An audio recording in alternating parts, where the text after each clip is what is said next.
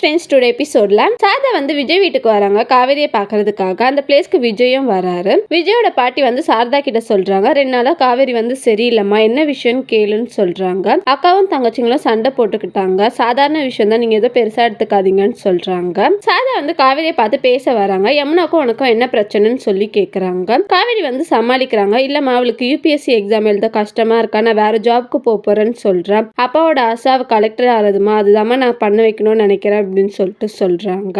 விஜய் வந்து அந்த பிளேஸ்க்கு சாரதாக்கு காஃபி எடுத்துட்டு வராங்க. சாரதா கிட்ட வந்து நல்ல விதமா பேசி பழகுறாங்க. உங்க பிசினஸ் எல்லாம் எப்படி போகுதுன்னு சொல்லி கேக்குறாங்க. விஜய் வந்து காவேரியை பார்த்து சிரிக்கிறாரு. காவேரி வந்து விஜயை பார்த்து முறைக்கிறாங்க. தம்பி நல்ல விதமா உன்னை பார்த்து சிரிக்குது, நீ எதுக்கு முறைக்கிற, பார்த்து சிரி அப்படின்னு சொல்லிட்டு சொல்றாங்க. காவேரியை விஜயை பார்த்து சிரிக்கிறாங்க. விஜயும் காவேரியும் கார்ல ஆபீஸ்க்கு வந்துட்டு இருக்காங்க. விஜய் வந்து சொல்றாரு, ஏன் பேசாம வர, என் பெர்மிஷனோட தான் பேசணும்னு இல்ல, உனக்கு எல்லா உரிமையும் இருக்கு, பெர்மிஷன் கிராண்டட் அப்படின்னு சொல்லிட்டு சொல்றாரு. காவேரி வந்து சொல்றாங்க, கான்ட்ராக்ட் அக்ரிமெண்ட்ல வந்து கிராண்டட் பெர்மிஷன் கிடையாதுன்னு தானே இருந்தது அப்படின்னு சொல்லிட்டு சொல்றாங்க. விஜய் வந்து கான்ட்ராக்ட் பத்தி பேசாத அப்படின்னு சொல்லிட்டு சொல்றாங்க. அதை பத்தி பேசிதாங்க ஆகணும், எங்க ஃபேமிலி மெம்பர்ஸ்க்கு வந்து ஹோப் கொடுக்குற மாதிரி நடந்துக்காதீங்க, நான் கான்ட்ராக்ட் மேரேஜை பத்தி எங்க வீட்டுல சொல்ல மாட்டேன், உங்களுக்கும் எனக்கும் செட் ஆகல, அதனால தான் நம்ம 2 பேரும் பிரியறோம் தான் சொல்ல போறேன்னு சொல்லிட்டு சொல்றாங்க. நான் உன்னை விட்டா தானே நீ என்னை விட்டு பிரிவ, நீ 5 நிமிஷம் என்னை விட்டு உங்க வீட்டுக்கு போனாலே என்னால உன்னை விட்டு இருக்க முடியல, லைஃப் லாங் உன்னை விட்டுலாம் நான் இருக்க மாட்டேன் காவேரி அப்படின்னு சொல்லிட்டு மனசுக்குள்ள நினைக்கிறாங்க. தேங்க்யூ.